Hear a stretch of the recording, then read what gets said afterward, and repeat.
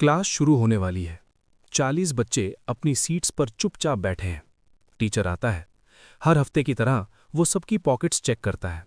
इस बार एक छोटी सी लड़की के पॉकेट से कुछ दाने अनाज के मिलते हैं। टीचर गुस्से में आ जाता है। उसे क्लास के सामने लाया जाता है। कंक्रीट फ्लोर पर घुटनों के बल बैठाया जाता है। हाथ में लकड़ी का डंडा। मार शुरू होती है, एक के बाद एक।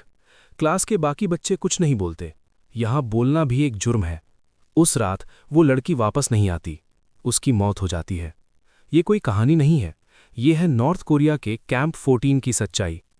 कैंप 14 नॉर्थ कोरिया के पहाड़ों के बीच छुपा हुआ एक ऐसा प्रिजन कैंप है जिसका वजूद सरकार मानता ही नहीं। यहां लोग अपने किए हुए गुनाह के लिए नहीं, बल्कि अपने पेरेंट्स के गुनाह के लिए भेजे जाते हैं। एक बार यहां आए तो ज्यादा चांसेस होते हैं कि आप यहीं अपनी पूरी जिंदगी गुजारोगे। इस जगह को जेल कहना गलत होगा।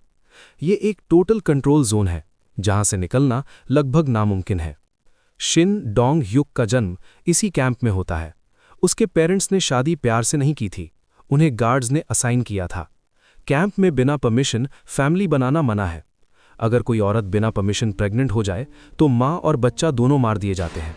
बच्चा पैदा होना यहाँ एक रिवॉर्ड होता है, जो सिर्फ उन लोगों को मिलता है जो ज्यादा मेहनत करते हैं और दूसरों की चुगली करते हैं। शिन अपनी माँ बाप को पेरेंट्स की तरह नहीं देखता। उसके लिए वो बस दूसरे प्रिजनर्स हैं। ये नॉर्मल लगता है क्योंकि उसने कभी इसके अलावा कुछ देखा ही नहीं। कैंप 14 में 10 रूल्स होते हैं और हर रूल का मतलब एक ही है, मौत। अगर एस्केप देखकर रिपोर्ट नहीं किया तो गोली। अगर खाना चुराया तो गोली। अगर किसी फ्यूजिटिव की मदद की तो गोली। ये रूल्स सिर्फ लिखे हुए नहीं होते, ये रोज लोगों के सामने एनफोर्स किए जाते हैं।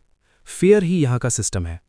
रोज कैदी 10-15 घंटे काम करते हैं, कोल माइंस में, खेतों में और फैक्ट्रीज में। खाने का रेशन इतना होता है कि बस अगला दिन देख पाओ। अगर काम थोड़ा भी कम हुआ तो खाना और कम हो जाता है।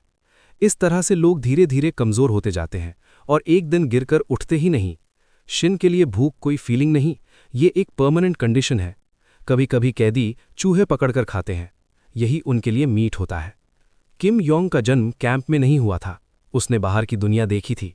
वो एक मिलिट्री ऑफिसर था, एक गवर्नमेंट कंपनी का वाइस प्रेसिडेंट। उसने कोई क्राइम नहीं किया। उसके पेरेंट्स पर स्पाइंग का एक्यूजेशन था और नॉर्थ कोरिया में सिर्फ एक्यूजेशन काफी होता है।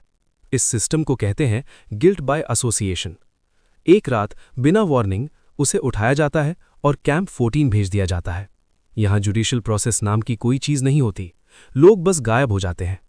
कैंप से भागना ऑलमोस्ट इम्पॉसिबल है। Barbed wire fences, high voltage current, guard towers, shoot to kill orders.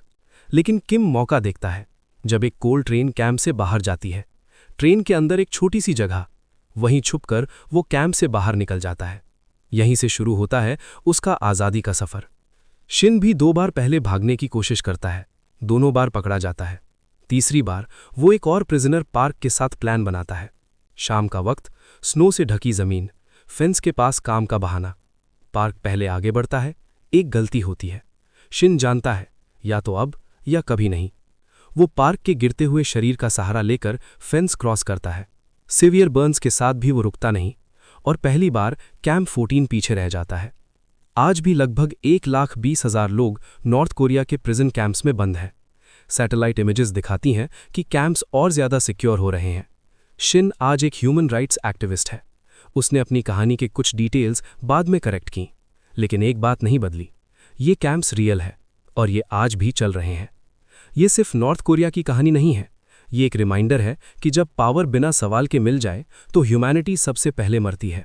Camp 14 शायद हमसे दूर है, लेकिन वहाँ लोग आज भी जिंदा रहने की कोशिश कर रहे हैं।